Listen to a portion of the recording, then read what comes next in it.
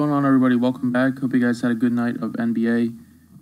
Did not have a good night last night. I was pretty high on a Lakers stack, and like Rondo and Millsap, and they just did not have a good game. KCP I was really high on, and he snowflaked, but it happens. All we can do is just forget it and move on to the next day. So that's exactly what I'm going to do. Before we get into this video today, be sure to hit the like button and subscribe if you do enjoy these videos. And let's get right into it. So we got a 5-game slate on Thursday. It's a decent looking slate.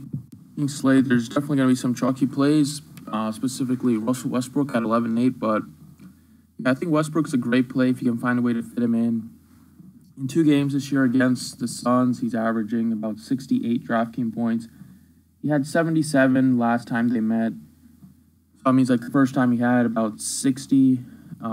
I think it's a fine play, but right now there's just not a lot of value plays that I like at the slate at all. So unless something opens up later today, I'm not sure how much Russell Westbrook I'm going to have. Anyway, I'm going to go down to Kyrie Irving at 8,000. A really good matchup for Irving. His price tag is pretty low. One of the lowest price tags we've seen this season for him. He missed last game against the Bulls, so he should be pretty well rested.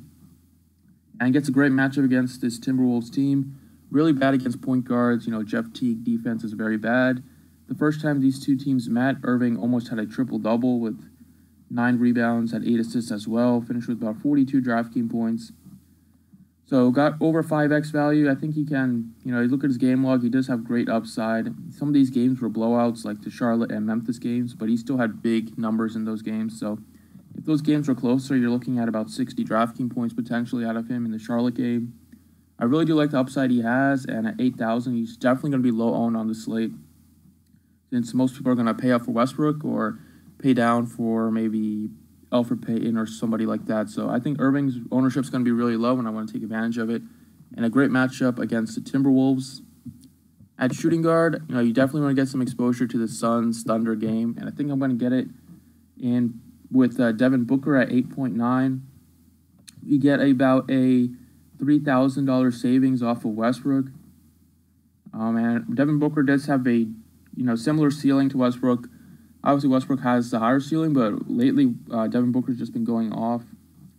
2 60-plus point games in his last 5. He won off against OKC for 61 the last time they met, scored 39 real-life points. He's been taking a ton of shots lately, well over 20 in a lot of the games. And this game should be really fast-paced. Should be pretty high scoring. I don't like how they're playing in OKC that much because that means OKC can kind of control the pace, and they are a pretty good defense, so they do like to slow it down sometimes.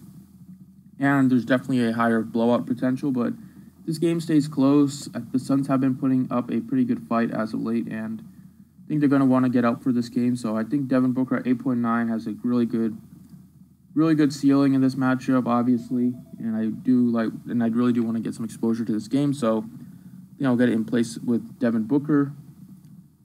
At small forward, I'm going to go right back to DeMarre Carroll at 5'9". I just keep playing DeMarre Carroll, and he just keeps producing. I mean, look at his game log. The only time he did not get more than 30 DraftKings points was against the Charlotte team, but in that game he just shot 2 for 11.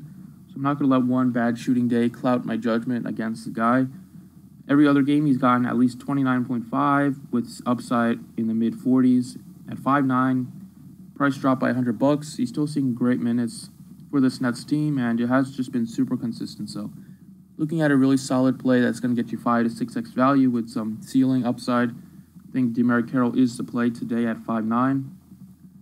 At power forwards, go Dragan Bender, the Dragon, at 3.9. I do like Bender a lot just because he's seeing a ton of minutes. Last 4 games, well over 30 minutes in them. He's not a great producer, but I mean, there's not a ton of value on the slate, and you're going to have to find some value if you're going to fit in some of these studs. And he has shown his ceiling. Hit 45 against Denver on February 10th, 38 against Utah on the 2nd. Against this Thunder team, the first time they met, he exploded. The second time they met, most recently, he just had 15 DraftKings points, but he only took 1 shot, which is really uncharacteristic. So he usually takes about 6 to 10 shots, and it's a great matchup against Carmelo Anthony. We've seen power forwards absolutely dominate him. So I think Bender should, he does get his rebounds, he gets his assists as well. So I think he has a good upside in this matchup, just because he plays a lot of minutes and the game's going to be really fast paced. So I think he will hit about 5 to 6x value easily, and he has a pretty big ceiling. So I'm going to play some Dragan Bender at 3.9 at the power forward. And then finally at center, let's go to Karl-Anthony Towns at 9.3. I really love Towns in this spot against the Celtics. Even though we can attack Celtics still in rebounding, Towns exploded for over 60 the first time these two teams met, and that was with Jimmy Butler played in that game. So Karl-Anthony Towns has even more potential in this game without Butler in there. Last two games, he dropped well over 60. Against Utah, he got thrown out of the game with 2 technical fouls. But against Portland, he had 70 DraftKings points. Really has a big ceiling without Jimmy Butler, and he's going to be lower owned in this spot once again because it's really hard to fit both Russell Westbrook and Karl-Anthony Towns in the same lineup. And probably about 50 to 60% of the people are going to want to play Russell Westbrook. So Towns is probably going to go overlooked again, and that's what I'm trying to do, trying to find some of these lower owned guys that have the potential to go off, and if they all hit, we could be looking at a big payday. So those are the 5 guys that I really do have big upside, solid floors with all of them. Kyrie Irving, Devin Booker, DeMarre Carroll, Dragan Bender, and Karl-Anthony Towns. Thanks for watching, everybody. I appreciate it, and good luck tonight.